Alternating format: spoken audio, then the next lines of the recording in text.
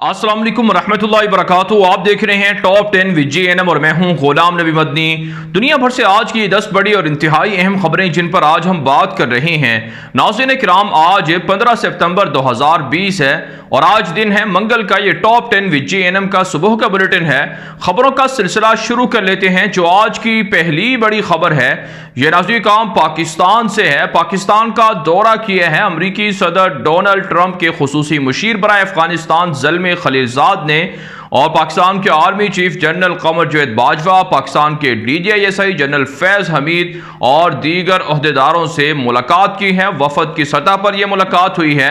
पाकिस्तान के army chief को general कमर जवेद बाजवा को पैगाम पहुंचाया गया है अमरीकी सदर डोनाल्ड ट्रंप का कि अफगानिस्तान के अंदर जो पाकिस्तान क़याम अमन के लिए पाकिस्तान क़याम अमन के लिए किरदार अदा कर रही हैं, इसे अमरीका तस्लीम कर रहा है और इसे अमरीका सराहता भी है।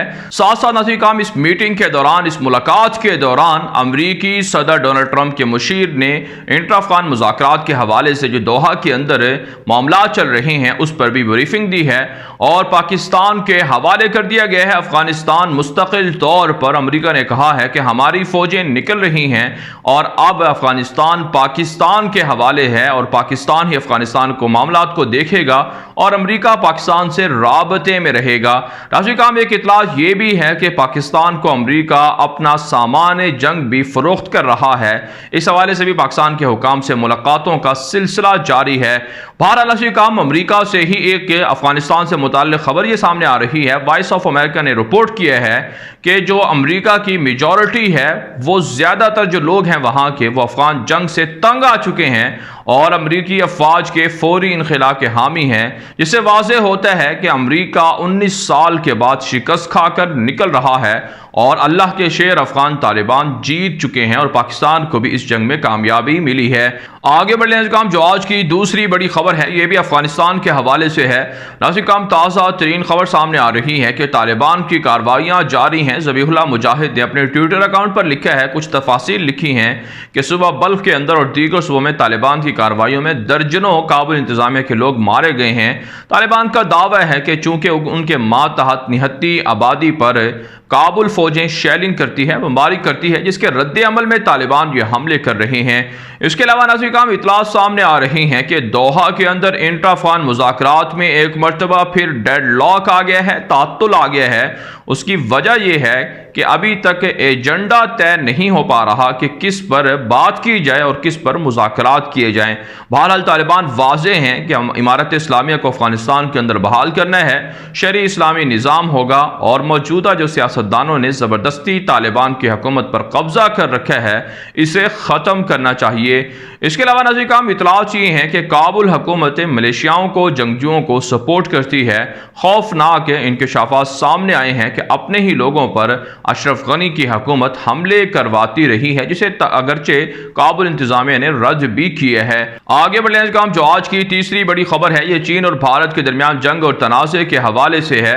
नाज़रीन किराम, ताज़ा तरीन रिपोर्ट्स मौसूल हो रही हैं कि चीन ने भारतीय सरहदों पर फाइबर ऑप्टिकल जो केबल्स हैं वो बिछाना शुरू कर दी हैं, जिसके ज़रिए से दुनिया की जदीद टेक्नोलॉजीज़ का चाइना भारत की सरहद पर इस्तेमाल कर सकेगा, जदीद मिसाइलों को नस्ब कर सकेगा, ड्रोन को ऑपरेट कर सकेगा और जंगी जहाज़ों के लिए भी ये टेक्नोलॉजी काम आएगी। आप जानते हैं फाइबर ऑप्टिकल दुनिया की जदीद तरीन इंटरनेट सर्विसेज मुहैया करती हैं। इससे पहले भी खबरें सामने आती रही हैं कि चाइना ने 5G जो टेक्नोलॉजी है वो भी जो लद्दाख का बॉर्डर है, ये इसी तरह से दीगर भारत के बॉर्डर हैं चीन के साथ, वहाँ पर इंस्टॉल कर दी है, जिस पर भारत का मीडिया वावेला मचा रहा है। लेकिन हकीकत ये है कि चाइना मुस्तकिल तौर पर भारतीय इलाकों पर कब्जा करने के लिए आया है, वहाँ से निकलने के लिए नहीं आया है। इसके अलावा खबर यह है कि भारत की जानिब से ब्रिगेडियर लेवल की एक इंतहाई अहम मीटिंग रवां हफ्ते होने जा रही है, लेकिन इससे पहले दर्जनों मुलाकातें हो चुकी हैं जो नाकाम साबित हुई हैं और आज भारतीय वज़ीर दिफा राजनाथ सिंह अपनी पार्लियामेंट के अंदर सियासतदानों को चीन भारत जंग के हवाले से अपडेट भी करेंगे। लेकिन हकीकत यह है कि मोदी की दहशतगर्द हुकूमत आवाम को हक़ाइक़ नहीं बता रही है, झूठ बोल रही है। इसके अलावा नाज़रीन کام اطلاعات یہ سامنے آ رہی ہیں کہ بھارت کے اندر موجود چینی سفیر نے بھارت کو مشورہ دیا ہے کہ معاملات کو مذاکرات کے ذریعے سے حل کیا جائے۔ خامخواہ اختلافات بڑھا کر بھارت اپنے پاؤں پر کلہاڑی مار رہا ہے اور تجارتی نقصان کر رہا ہے۔ آگے بڑھے ناظرین، جو آج کی چوتھی بڑی خبر ہے یہ بھارت سے ہے۔ ناظرین، بھارت کے اندر کورونا وبا اس قدر پھیل چکا ہے کہ 30 کے قریب پارلیمنٹ کے لوگ متاثر ہو چکے ہیں، ملازمین متاثر ہو چکے ہیں، سیاستدان متاثر ہو چکے ہیں اور بی جے پی کے کئی وزراء بھی کورونا سے متاثر ہو چکے ہیں۔ یقیناً یہ اللہ کا عذاب ہے۔ کشمیریوں پر جو مودی نے ظلم کیا یا بھارتی مسلمانوں پر جو مودی حکومت ظلم کر رہی ہے، اس کی وجہ سے وہاں پر کورونا وبا پھیلتا جا رہا ہے۔ دنیا کے اندر بھارت دوسرا بڑا ملک بن چکا ہے کورونا وبا کے حوالے سے۔ اس کے علاوہ اطلاعات یہ ہیں کہ دلی کے اندر جو فسادات ہوئے تھے اس کی تفتیش کے لیے جو بھارت کی پولیس کے سابق افسران ہیں انہوں نے دوبارہ سے خط لکھا ہے کہ 9 کے قریب افسران ہیں جنہوں نے کہا ہے کہ دلی فسادات کی دوبارہ سے تفتیش ہونی چاہیے اور وہاں کالے قوانین کے نام پر دیگر جو مسلمان ہیں بالخصوص طلباء ہیں ان کی گرفتاریوں کا سلسلہ بھی جاری ہے۔ عمر خالد نامی ایک طالب علم ہے مسلمان، ان کو 10 روز کے لیے پولیس کے حوالے کر دیا گیا ہے، جس سے واضح ہوتا ہے کہ مودی کی دہشت گرد حکومت مسلمانوں کے خاتمے پر تلی ہوئی ہے۔ آگے بڑھے ناظرین، جو آج کی 5ویں بڑی خبر ہے یہ چین اور بھارت کے درمیان جنگ اور تنازع اور ساتھ بھارت کے اندر علیحدگی پسندوں کے حملوں کے حوالے سے ہے۔ ناظرین، تازہ ترین خبر سامنے آ رہی ہے کہ اگرچہ چین اور بھارت کے درمیان جنگ یا تناؤ یا کشیدگی جاری ہے لیکن اس کے باوجود چین کی بحریہ نے بھارت کا آئل سے لدا ہوا جو ٹینکر یا بحری بیڑا پھنسا ہوا تھا سمندر کے اندر اسے نکالنے میں مدد فراہم کی ہے۔ چین کا مشہور اخبار گلوبل ٹائمز ہے جس نے اس حوالے سے رپورٹ بھی دی ہے کہ کس طرح سے چینی بحریہ نے بھارتی آئل ٹینکر کی بحری جہاز کی مدد کی اور اس پر بھارتی کپتان نے چین کا شکریہ بھی ادا کیا۔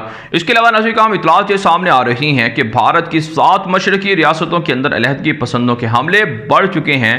ان کے مقابلے کے لیے مودی کی حکومت نے نئی فوج اور نئی پولیس کو مقرر کر دیا ہے جو ان کے خلاف آپریشن کرے گی، لیکن حقیقت یہ ہے کہ مودی کے ہاتھ سے بھارت کی 7 مشرقی ریاستیں نکل چکی ہیں۔ آگے بڑھنے کا کام جو آج کی 6ٹھی بڑی خبر ہے یہ یمن سے اور شام سے ہے۔ ناظرین، شام کے اندر دہشت گردوں کے حملے جاری ہیں۔ عفرین کا علاقہ ہے جہاں پر 9 کے قریب نہتے شامی شہری دھماکے کے اندر شہید کر دیے گئے ہیں۔ ترک فوجیں وہاں پر آپریشن بھی کر رہی ہیں۔ روس کی اور ایران کے اور دیگر ملیشیائیں وہاں پر نہتی شامی آبادی کو ٹارگٹ کر رہی ہیں۔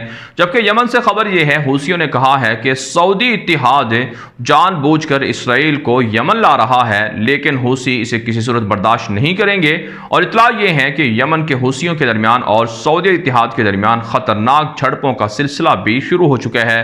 آگے بڑھنے کا کام جو آج کی 7ویں بڑی خبر ہے یہ ترکی سے ہے۔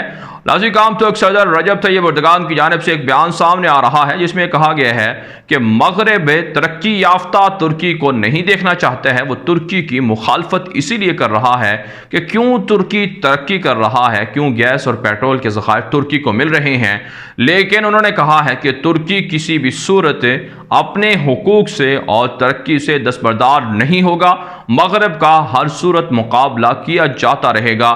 اس کے علاوہ ناظرین، اطلاعات یہ ہیں کہ ترکی کے اندر دہشت گردوں کے حملے بڑھانے کے لیے داعش کو متحرک کیا گیا ہے۔ مغرب اور صلیبیوں کی جانب سے مزید 5 داعش کے کارندے ترکی کی فوج نے گرفتار کر لیے ہیں۔